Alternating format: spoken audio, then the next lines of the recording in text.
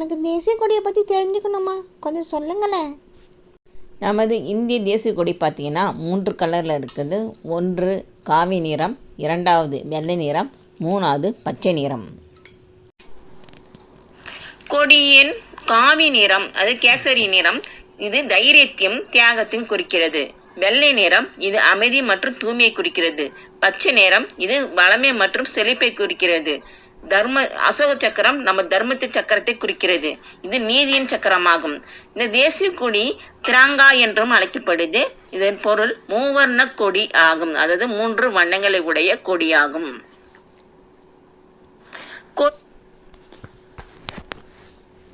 யாருமா தேசிய கொடியை வடிவமைத்தாரு? இந்திய தேசிய கொடியை வடிவமைத்தவர் பிங்கிலி வெங்கையா. இவர் ஆந்திர பிரதேசத்தை சேர்ந்தவர். இவர் காந்தியடிகளின் ஆலோசனைப்படியும் அவருடைய விருப்பப்படியும் இந்திய தேசிய கொடியை உருவாக்கி காந்தியடிகள் கையில் கொடுத்தார். இந்த கொடியானது 1921ஆம் ஆண்டு பிங்கிலி வெங்கையால் உருவாக்கப்பட்டு காந்தியடி கையில் கொடுக்கப்பட்டது. யாருமா முதல்ல தேசிய கொடியை ஏற்றினது? சுதந்திரம் அடைந்த இந்தியர்கள் மேற்கொண்ட ஒட்டுமொத்த போராட்டத்தின் சாட்சியை தேசிய கொடி. இது தூய பட்டினால் ஆனது. சுமார் 3.50 மீட்டர் நீளமும் 2.40 மீட்டர் அகலமும் கொண்டது. 1947ஆம் ஆண்டு ஆகஸ்ட் 15 அன்று அதிகாலை 5:30 மணிக்கு புனித ஜார்ஜ் கோட்டையில் இந்த கொடி முதல்ல ஏற்றினாங்க. இந்தியாவின் முதல் பிரதமரான ஜவஹர்லால் நேரால் இந்த கொடி ஏற்றப்பட்டது 1947ஆம் ஆண்டு ஆகஸ்ட் 15ஆம் தேதி.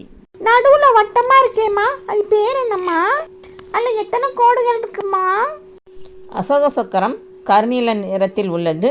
இதில் 24 கோடுகள் உள்ளன. அசோக சக்கரம்னா என்னம்மா? அசோகரின் பல சிற்பங்களில் காணப்படும் 24 ஆரங்களை கொண்டதுதான் சக்கர வடிவ சின்னமாகும். இது பௌத்தர்களின் 8 கோள்களை கொண்ட தர்ம சக்கரம் ஒட்டி வடிவமைக்கப்பட்டது. அசோகர் பயன்படுத்தினால இதை அசோக சக்கரம் சொல்றோம். யாருமா தேசிய கொடியை வடிவமைத்தாரு? இந்திய தேசிய கொடியை வடிவமைத்தவர் பிங்கிலி வெங்கையா. இவர் ஆந்திர பிரதேசத்தை சேர்ந்தவர். இவர் காந்தியடிகளின் ஆலோசனைப்படியும் அவருடைய விருப்பப்படியும் இந்திய தேசிய கொடியை உருவாக்கி காந்தியடிகள் கையில் கொடுத்தார். இந்த கொடியானது 1921ஆம் ஆண்டு பிங்கிலி வெங்கையால் உருவாக்கப்பட்டு காந்தியடி கையில் கொடுக்கப்பட்டது. தேசிய கொடியின் முக்கியத்துவம் என்னம்மா? ஒரு நாட்டோடைய குறியீடாகும். ஒவ்வொரு நாட்டுக்கும் ஒவ்வொரு கொடி உண்டு. அது நாட்டில் உள்ள குடிமக்களால் பறக்கக்கூடியது. நம்ம நாட்டோட பிரதமர் அதை ஏற்றாங்க.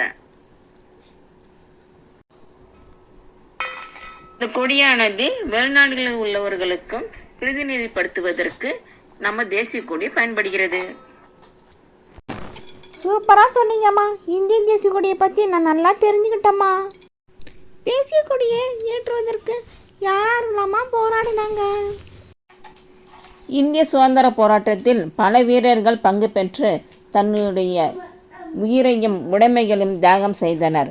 அவர்களில் சிலர் மகாத்மா காந்திஜி, ஜவஹர்லால் நேரு, சுபாஷ் சந்திர போஸ், சர்தார் வல்லபாய் பட்டேல், பகத்சிங் மற்றும் பலர். தமிழ்நாட்டிலிருந்து வேலுநாச்சியார், மருது சகோதரர்கள், தீரன் சின்னமலை போன்றவர்களும் சுதந்திர தின போராட்டத்தில் கலந்து கொண்டு தன்னுடைய உயிரை தியாகம் செய்தனர். தேசிய கொடி ஏற்றும்போது ஜனகணமன பாடல் பாடப்படுகின்றது.